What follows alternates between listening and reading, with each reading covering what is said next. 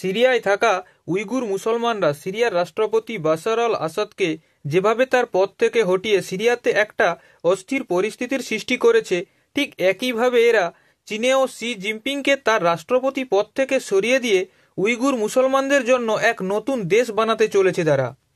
এদের মূল উদ্দেশ্য হচ্ছে পূর্ব তুর্কিমেনিস্তান, যেটিকে চীন দখল করে রেখেছে, সেটিকে আলাদা করে এক নতুন মুসলমান দেশ বানানো।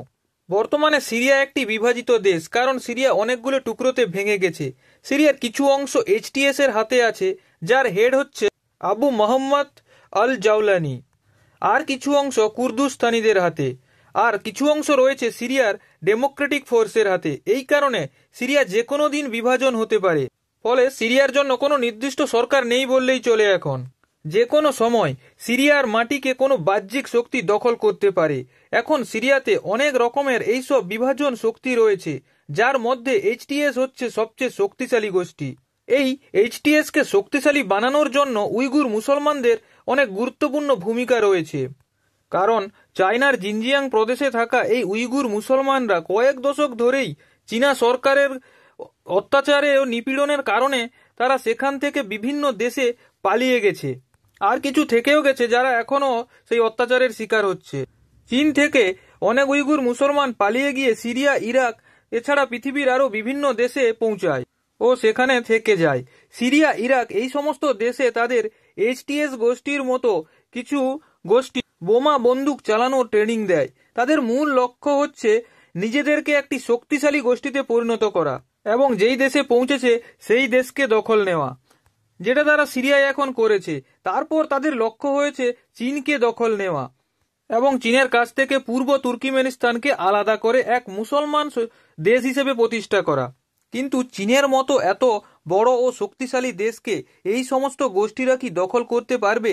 এই সমস্ত গোষ্ঠীদের পিছনে সাহায্য করার জন্য অনেক বড় শক্তি রয়েছে, যা নিরন্তর এই সমস্ত গোষ্ঠীকে সাহায্য করে চলেছে। সিরিয়া থেকে চীনের দূরত্ব প্রায় 3000 কিমি।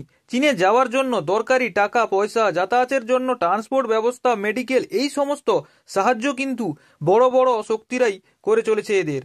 আমেরিকার বিদেশমন্ত্রী অ্যান্থনি ক্লিন্টন এটা স্পষ্ট বলেন যে সিরিয়ার সরকার ভেঙে দেওয়ার জন্য দায়ী এইচটিএস গোষ্ঠী। আমেরিকার সরকারের সাথে নাকি যোগাযোগ আছে। প্রধানমন্ত্রী নেতানিয়াহুও এটা বলেন যে সিরিয়ায় যা হয়েছে তা ইসরায়েলের প্ল্যান অনুযায়ী হয়েছে, বাশার আল আসাদকে তার পদ থেকে সরানো। তার মানে এইসব শক্তি এদের সাহায্য করে চলেছে নিরন্তর, তাদের পূর্ব পরিকল্পিত প্ল্যান ছিল। এখান থেকেই স্পষ্ট বোঝা যায় যে এইসব ছোট ছোট গোষ্ঠীকে সাহায্য করে এইসব বড় বড় শক্তিধর দেশ। আর এখন এই এইচটিএস গোষ্ঠীর উইগুর মুসলমানরা বলেছে তাদের নেক্সট টার্গেট হচ্ছে চীন।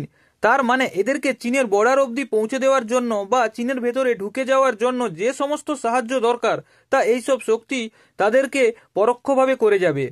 আর এই সাহায্যের ফলে তাদের চীনে পৌঁছতে কোনো অসুবিধা হবে না। চীনা সরকার এটা বুঝতে পেরেছে যে তাদের সামনে এক ভয়ানক দিন আসতে চলেছে।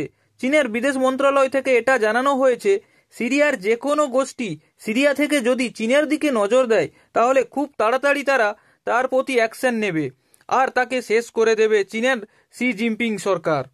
তাই চীনের কাছে এখন একটা বড় চ্যালেঞ্জ হয়ে দাঁড়িয়েছে এই উইগুররা।